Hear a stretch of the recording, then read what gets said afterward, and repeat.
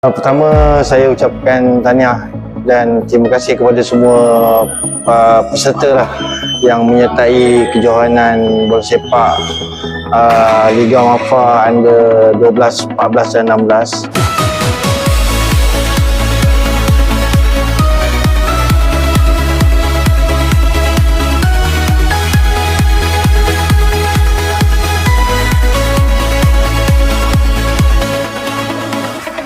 Ada 12 penyertaan bagi setiap kategori dan ini merupakan satu pemangkin kepada membina generasi muda atau generasi cilik Melaka, dan diharap dengan lahirnya kejohanan-kejohanan seperti ini akan mampu membawa cemerlangan kepada negeri Melaka.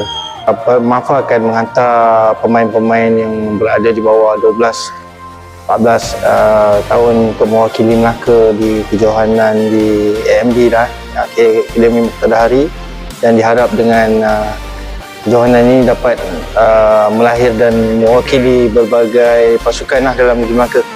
Dan saya harap tahun ini Melaka akan bersinar di kejohanan di AMD. Cadangan Melaka pada tahun hadapan sebenarnya bermula dengan kejohanan ini, kemudian dengan kejohanan bawah 12-14 tahun di AMD. Kemudian tahun depan kita akan menyertai semula pasukan Piala Belia lah, dan Presiden di Melaka bagi tahun 2027. Untuk pengetahuan, saya dengan Kiraja ni kawan lama dan saya mengenali beliau, dan beliau sangat berbakat dan berjaya melahirkan banyak juga player-player.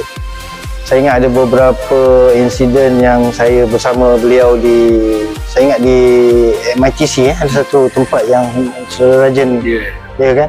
Pasukan apa tu? Indo Training Center. Indo Training Center. Jadi saya sangat mengharapkan ex player Melaka ni mampu membawa semula tradisi melahirkan pemain Melaka cemerlang di peringkat negeri dan di peringkat negara. Terima kasih lah. Terima kasih kepada Datuk Karim pada yang sudi bersama kita pada hari ini, dan bagi Kelab Bola Sepak KL7 mengucapkan ribuan terima kasih lah kepada Persatuan Bola Sepak Melaka yang menganjurkan Liga Bola Sepak Akar Rumbi tahun 2026.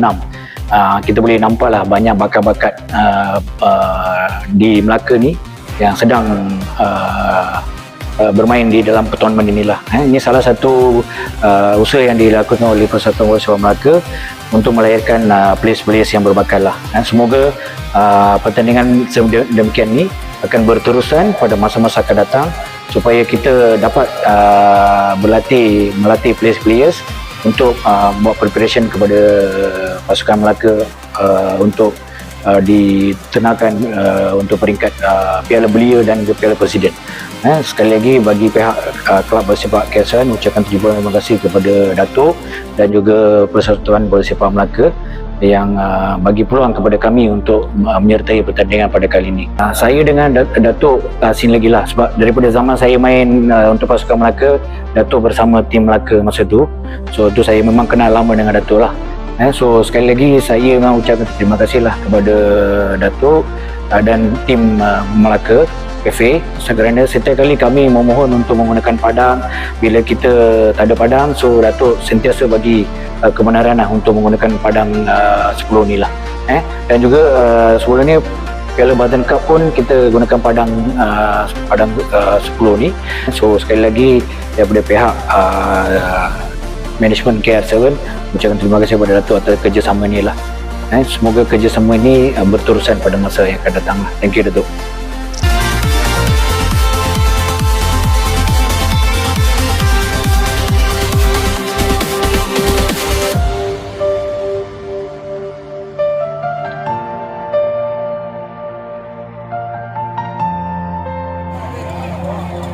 J7 Kotes, come. Memudahkan lagi, kebak. Dah pakai baju cantik tu J7.